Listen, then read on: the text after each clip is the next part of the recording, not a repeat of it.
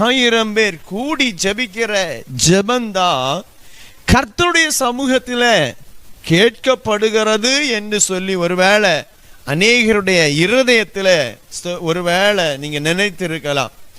ஆனால் வசனம் இந்த இடத்தில் ஆண்டவர் சொல்லும் பொழுது, தம்முடைய சீஷர்களுக்கு கற்றுக் கொடுக்கும் பொழுது தெளிவாக கற்றுக் கொடுக்கிறார்.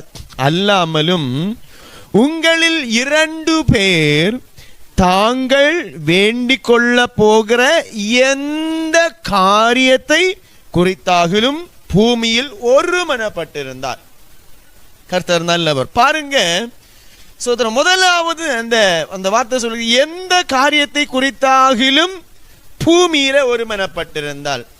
காரியம் எதுவாக இருக்கட்டும், சோதரம் சோதரம் வசனம் சொல்லுகிறது, தேவனுடைய சித்தத்தின் பிரகாரம் கேட்கிற எந்த காரியத்தையும் கர்த்தர் என்ன செய்வார்? பதில் தருவார் ஆண்டவர் சொல்கிறார். என்னிலே நிலைத்திருந்து என்னுடைய கேட்கிற எந்த காரியத்துக்கும் பதில் தருவேன் என்று ஆண்டவர் சொல்லுகிறார். கர்த்தருக்குள்ளாக சுதரம் ஜெபிக்கிற கர்த்தருடைய நாமத்தினால், இயேசுவின் நாமத்தினால எதை கேட்டாலும் செய்வேன் என்றும் ஆண்டவர் கற்று தந்திருக்கிறார்.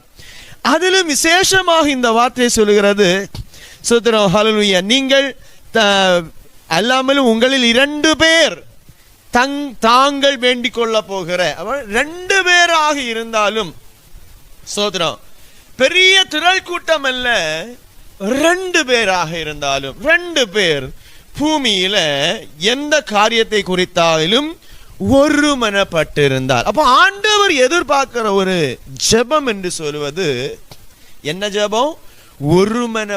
ஒருமைப்பாட்டின் ஜெபம், ஒற்றுமையுள்ள ஜெபத்தை ஆண்டவர் எதிர்பார்க்கிறார்.